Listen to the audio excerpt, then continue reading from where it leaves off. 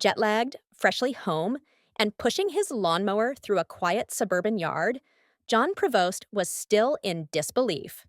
Just days earlier, he had been in the heart of the Vatican, watching his brother, now Pope Leo XIV, rise to the most powerful spiritual role on earth. He returned to Chicago with mail meant for the Pope, a sense of surreal pride, and one clear conviction: this changes everything. But what most of the world didn't realize was that Leo XIV's first public speech wasn't just ceremonial. It was a subtle but bold message, one that seemed to call out the media, question the global digital age, and hint at a philosophy that could shake the church to its core.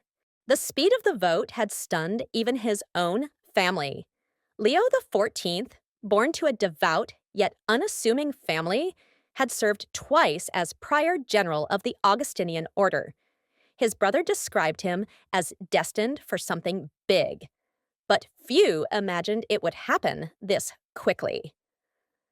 As he stepped onto the central balcony of St. Peter's Basilica, his tone was quiet, almost humble. Yet the message he delivered days later would make it clear. This was not a pope playing it safe. As Pope Leo stood before the press, there was no fluff, no extended greetings or ceremonial pomp. Instead, he launched straight into a message that left many speechless. A reflection on peace, humility, and the weaponization of communication. Referencing the Beatitudes, he challenged the world's media to become peacemakers in an age addicted to outrage. Peace begins with each one of us, he said, with how we listen, how we speak, and how we choose to look at one another. One phrase in particular struck a nerve. Let us disarm our words, and we will disarm the world. To some, it was poetic. To others, it was provocative. The Pope wasn't just asking journalists to soften their tone. He was implicitly calling out a media culture often built on division, conflict, and emotional manipulation.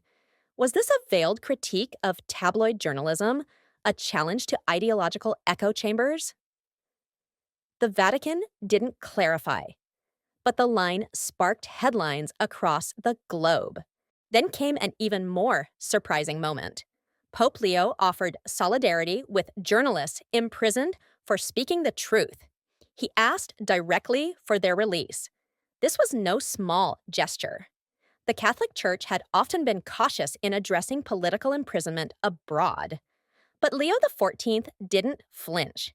It was a signal to many. He wasn't afraid to enter tense global waters, and he saw journalism as a sacred mission. And just as the press began to digest his message, Leo pivoted. Artificial intelligence, digital fragmentation, social media, echo chambers. Few expected the new pope to mention tech within his first week, but Leo did more than mention it. He framed it as a central threat to truth and unity, urging responsibility, wisdom, and vigilance as AI continues to evolve. Digital technology can either connect or isolate, he said. We must choose dialogue over domination. What most didn't see was the private moment the Pope took shortly after. Early Sunday morning, he visited the tomb of Saint Peter, alone with a small group. It was here he celebrated Mass, drawing inspiration from the image of the Good Shepherd, a figure who protects, listens, and serves. He later quoted Saint Augustine, his spiritual patron, saying, "Live well, and the times will be better." So, what does Pope Leo believe? His brother John gave a rare insight.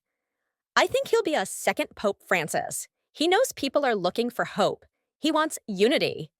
From the crowds chanting, "Papa, Papa," as he shook hands through his car window, to the masses that watched his private prayer online, there's a growing sense that Pope Leo will continue the themes of humility and compassion, but with a digital age twist.